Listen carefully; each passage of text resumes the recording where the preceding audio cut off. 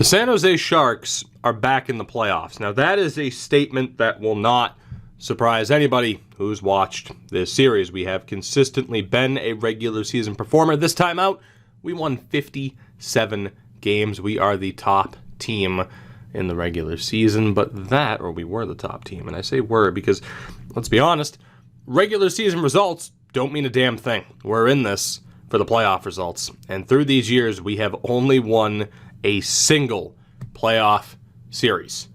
I'm hoping that today we can double that total. Now, a fair warning as well.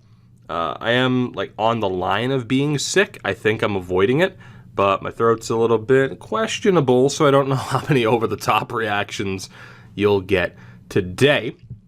But yeah, fair warning on that. By the way, it works.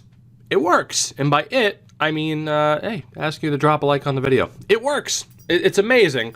But whenever, you always like to think, you don't got to tell people to like and subscribe. Whenever you mention it, likes go up, people subscribe. So like and subscribe if you've been digging what we've been doing here lately. It would be appreciated. Even if you don't like what I've been doing lately, which is, I know, a whole lot of complaining. We don't have to we don't have to argue whether or not that's justified. Just like the video, would you?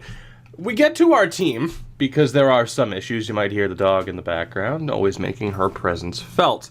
The big thing heading into the series against the Oilers is that we have injuries to two of our superstars, and no disrespect to Joachim Blichfeld, who is a very talented option. He is just not in the same caliber of Tomas Hertl or our starter, Henrik Gustafsson. Now, Gustafsson was brutal in the playoffs last year. Regular season the past 2 years since he took over as the starter, he has been great. He has a .915 save percentage in 134 career starts, but again in the playoffs, he was pretty bad. And in my opinion, the main reason why we lost in the postseason last year.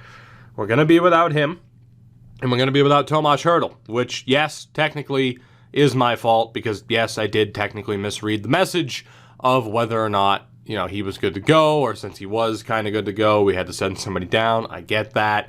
I still say that could have been worded differently, but hey, it is what it is. And because of that, we are without Hertl, which is going to suck. And a quick look at the injury report, because today is April 8th of 2025. We need to get a look at when these guys are going to be back. Hertl will be back on the 21st. Gustafsson should be good to go for Game 2, which means in goal, we are having to rely on either Martin Jones or Jesper Eliasson. And based off of what Eliasson did in the regular season, we're giving him a shot. I know we only played 9 games. I don't care. He was lights out this season when called upon. He's going to get the opportunity. Of course, we signed Jones just for shits and giggles, really. He wasn't bad, but we're going with Eliasson for sure. Now, taking a look at the team, again, it's not exactly ideal, but Meyer, Couture, who's now 36, this could be his last season here, and David Pastrnak make up the top line. John Leonard will get the chance on the second line next to Gambrell and Cole Sillinger. Accurately pointed out, I think. Regardless, still a medium top 6 forward. Third line, Perfetti, Ellison, and Foudy. True, Gregor, and Chmelevsky, who have been a solid fourth line at times. In the playoffs last year, not so much, to the point where we had to break them up. We have the Hanifin and Karlsson pairing. Erik Karlsson, the career stats, someone wanted to look at him anyway. He's almost up to 1,100 career points. It's insane. He has been so good for us. Granted, 5 points in 7 games off of the 96-point season, and then 101 points. He was a point a game. Kind of disappointing in some ways, but he carried this team on his back last year. Hopefully he can continue to do the same. Klefbom and Nurse had to be broken up in the playoffs last year. Hopefully that won't have to happen. And then Houston and Bennon, put my faith into them to try and get them to develop. Again, another constant topic of discussion is what is the best way to get players to develop, especially when you see guys with that particular potential not developing, even if you play them, where you'd like to think you'd have to play them and where in the past you've had to play them as far as when they're in the AHL and when they look to take the step forward. Regardless, we know this team. We know what we're facing, at least the obstacle that we're facing, and that's somehow getting out of the first round again, despite being a heavy favorite. The question is, what are we up against in the form of the Oilers? Now, some people are going to be like, man, you can't be mad if your team loses to that. And you might be right. But god damn it. You know, the top 9, I mean, that entire team speaks for itself. That is a phenomenally crafted AI team. That is absolutely insane. Defensively, they don't have a superstar, but they do have a couple of former Sharks. Goaltender, they have more than a couple of former Sharks. Right. You know, I still say we should win this. I might be wrong. I'm intrigued to see what the overall, are between the two teams, especially when you factor in our injuries. They only won 39 games in the regular season. We won 57. Here we go. There really aren't any words for this situation, this scenario at this point. It's just time to find out what the result's going to be. So let's do it. Game 1 on home ice, which yes indeed means absolutely nothing. Let's see what happens though. Can we get a result? Can Eliasson get the job done? First period of game 1 and a 1-0 lead for the Oilers. Leon Draisaitl scores to the surprise of probably nobody. Second period, we tie it up. It's Ellison short-handed. They have 8 more shots tied on the board, though, as we go to the third period. And Noah Gregor, why the fourth line was out there that early, I don't know. But Noah Gregor gets a goal 52 seconds in. We kill off an Oilers power play. They have another one that also goes to waste. Quick power play, just trading power plays, and Yamamoto scores. Soon after it ends, Connor Timmins scores. Esterle scores. Fun. And a 2-1 lead evaporates over the course of 4 minutes. The Oilers take game 1. If I have a high-rated goalie, they suck in the playoffs. If I have a 79 to 80 overall goalie, they suck in the playoffs. It's your defense, is it? Is it? You saw what happened last year when we stacked up the defense, right? They still fucking lost in 5 games to Vancouver. It's just 1 game, though. Hopefully Gustafsson's back. Thank Christ. Are you sure he's fully healed this time, EA? Are we sure? Are we sure? Hey, you are sure. Look at you. We go to game 2. Gustafsson, again, has not exactly been a prime-time playoff performer. But he will certainly be back between the pipes because he represents our best chance to win. Needless to say, even if it's for 1 game, not a single member of the top 6 had a point. That needs to change. Game 2. Our starters back between the pipes. Is that going to be the catalyst that we need to actually get this team going after a pretty frustrating loss in game 1? First period is scoreless, 10 shots to 8 in their favor. Second period is not scoreless, it's Cole Sillinger. 10:36 into the second period. Oilers with the slight edge in shots. We have the slight edge on the board, which is what I would much rather have. As we go to the third period, can we hold on to a lead? And we can add to it at the very least. Oh, God. Cole Perfetti scores, Tyler Benson, then Leon Draisaitl on the power play. We're quickly tied at 2. If we blow another third period lead to start this series, then I think we're done. 6.5 left. We need this next goal. Couture, Pasternak, somebody. We're going to overtime. So for the second time in as many games, we have blown a lead in the third period. Thankfully this time, though, it didn't cost us outright. We do get the chance in OT. They have the slight edge on shots. I have the extreme edge in frickin' stress and frustration. Pasternak, Meyer, somebody who makes the big bucks. It's time to prove why you do. Overtime. Who is it going to be? Is it going to end quickly? 5 minutes in. Oh, God, please let us get this goal. Please let us power play for Edmonton is killed off. Please let us get this goal. God, you're killing me. Please. Double overtime. If I wasn't on the edge of being sick, I would probably jump in, but again, we're going to save that for elimination games, of which this is not, but it already feels like it. Shots are still close. Don't blink. It's going to end within 3 seconds, odds are, real time. As far as who's going to score the goal, I don't know. I can't say I don't care. I really want it to be a member of our team. Double overtime. The winner of game 2 is taking longer to find out than normal. The Edmonton fucking Oilers. Connor Timmins wins it. We're down 2-0. Because Jordan friggin' Bennington has just decided, I can goalie again. He couldn't goalie when he was here, could he? Nah, but he can goalie now that he's there. That's great. Isn't that just lovely? 57 wins. We're down 2-0. Fun. Fun. Gustafson was great. We're just not scoring.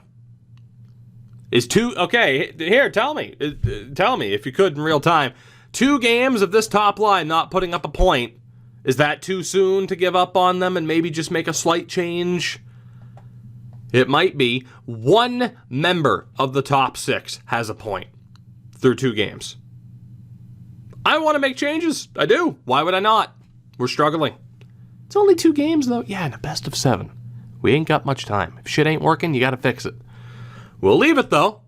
We'll leave it. Maybe we'll battle back. If we don't, then that whole narrative of, oh, your line changes are the reason you're losing, that's dead, guys. If we get bounced by Edmonton here, I don't care if they underperformed in the regular season and are a better team than what they're showing.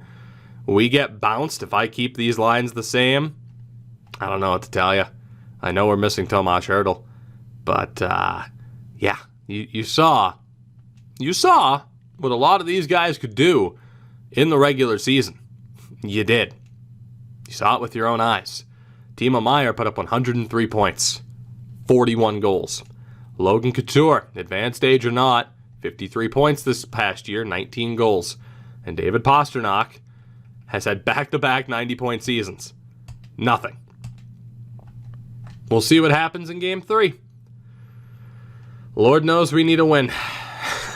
Lord knows we need a win. So let's see what happens. First period of the first of 2 games in Edmonton. Let's see what happens. Scoreless. Scoreless. Second period. 2-1 Oilers. Tyler Benson on the power play. Noah Gregor scores again. Tyler Wong is able to reestablish the Edmonton lead. Noah Gregor is carrying this team. Fun. We go to the third.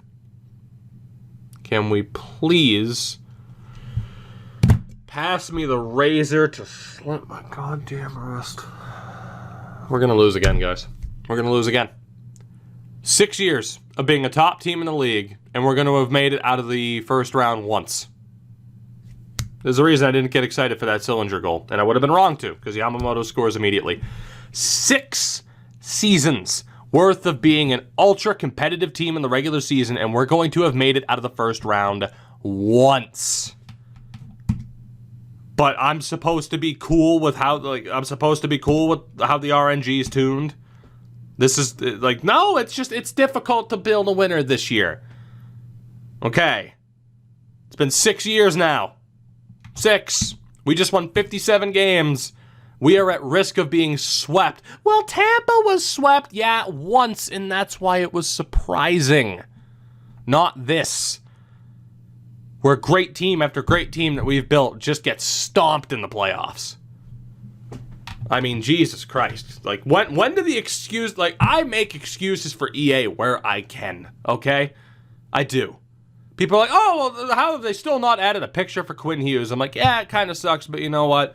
It's cool. It's not the biggest deal in the world. I'll make excuses for them where I can. Because I love this game. Despite what you may think. This is ridiculous, though. This is ridiculous. It is. I'm sorry. We lose this, let alone get swept. This is ridiculous. Oh, well, they have a really good team. Yeah, how many times have we had a really good team compared to who we've run up against in the playoffs and still lost? Like, I'm sorry. There's just... we get swept here. There's no narrative. Like, there's just no narrative other than throw your fucking hands in the air and say, cool, we got fucked by RNG 6 times in a row. There's nothing else you can say. 1 point from the 3 members of our top line through 3 games. 1 point. But God forbid I make a line change. I'm just sabotaging the team, right? I'm tired of the excuses from people. I gotta be honest. I mean, I'm sorry. I love you guys. I do. I appreciate the fact that people even want to watch what I do and find entertainment out of it. But guys, like, when does it stop? When can we just say that, you know, maybe things aren't as good as they should be with this mode right now? 6 years in a row is what we're looking at. Erik Karlsson's been completely shut down. So that's great. Let's make that switch. Why not? If you don't like line changes, look away. The horror. Horror. He's making line changes. Oh, God. What's even the point? The funny thing is, though, what the hell's even the point? There is no point. We're fucked. You can already see it. We're totally screwed. We are totally screwed. I won't make any personnel changes, though, because that's the real bad one. That's the real bad one, because, you know, will affect the morale. You know, that already dwindling morale, because this team has made it out of the first round once in 6 seasons. Once in 6 goddamned seasons. Game 4. Game 4. Game 4. Well, if you had Hurdle, you'd be fine. Yeah, okay. Man, how many times have we had a fully healthy team that still lost to teams that they were much better than? This fucking menu lag. Holy shit. Hit down 3 times and it doesn't fucking register. All right, here we go. Did you? I don't know if you could hear that. I might try to isolate that audio. I'm just spamming down the D-pad. It takes forever to fucking register. What is wrong with this? First period of Game 4. 1-1. Tyler Benson on the power play again. Well, you're giving up a lot of power play goals. Maybe your PK isn't that good. Timo Meier finally gets a goal, though. So that's pretty nice. Second period, we're tied at 3. Esterle scores. Erik Karlsson scores. Letang scores. Darnell Nurse scores. The defensemen have arrived. We're tied at 3. Heading into the third period of a must-win Game 4. We lose this, and a 57-win season goes up in flames. In flames. David Pastrnak finally scores. Boy, I wonder if we hadn't made lineup changes, if that would have happened. I don't know. Can we hold on for the win, or will the Oilers force OT? Dylan Gambrell, the empty netter, and holy shit, we win after I made line changes. I thought that was impossible. How's my snark factor for you today? Is it good? I hope it is. Timo Meier and David Pastrnak, and then a new center on that line, Dylan Gambrell, all show up, and fancy that, we win because of it. That's nice. That's good. You love to see it. We go to Game 5. Back on home ice. Still trying to drag ourselves out of this hole that we have created for ourselves. Will there be a Game 6 in Edmonton? We're about to find out because the Lions will stay the same. First period in a 2-1 lead for the Oilers. Connor McDavid and a shorthanded goal for Rasmus Andersson. Pasternak gets one back on the power play. Edge and shots, but a lead for the Oilers. Second period, it's 3-2. Tyler Benson on the power play, and Ellison is able to get us back to within one yet again. We go to the third, trailing. Our season on the line. Can the big names show up? I don't know if it's Tyler or Trevor Wong. I don't even care. Erik Karlsson scores on the power play. We're back to within one. Draisaitl fucking scores because my goalies can't make saves. It's the defense. We've had good defenses. We've had bad defenses. We've had average defenses. Regardless, the same thing happens. The Oilers have eliminated the Sharks in 5 games. What is the point? Genuinely.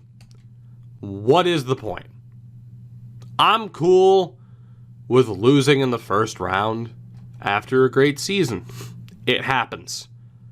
6 times in a row? Well, I guess 5 out of 6. I got to be fair here. And I mean, although it's not like it was even worth getting out of the first round because we just got stomped by the Canucks that year. 5 out of the 6 seasons, we lose in the first round. What's the point? What is the point? Maybe I'm wrong. Somebody please do the research. Tell me in the past 10 years how often it's been that the team with the higher seed has lost in the first round, and if that, and you know, the average of that lines up with how consistently we're losing in the first round. Maybe I'm wrong. I can admit to being wrong. I don't mind that. I don't pretend to know it all. Some people think I do. I don't. But I feel like I'm relatively justified in my frustration. Well, it's not again, like the Oilers probably had a better forward core. Yeah, well then, don't you think it's a little bit fucked that they won as few games as they did and that we won 57 games? I don't know what we're doing in this upcoming offseason. I have no idea. Timo Meier was fine from a point perspective, but only scored 1 goal. Gambrell, not good enough. David Pasternak, not good enough. Perfetti, not good enough. Logan Couture, I hope you retire at this point. Sillinger with the 2 goals.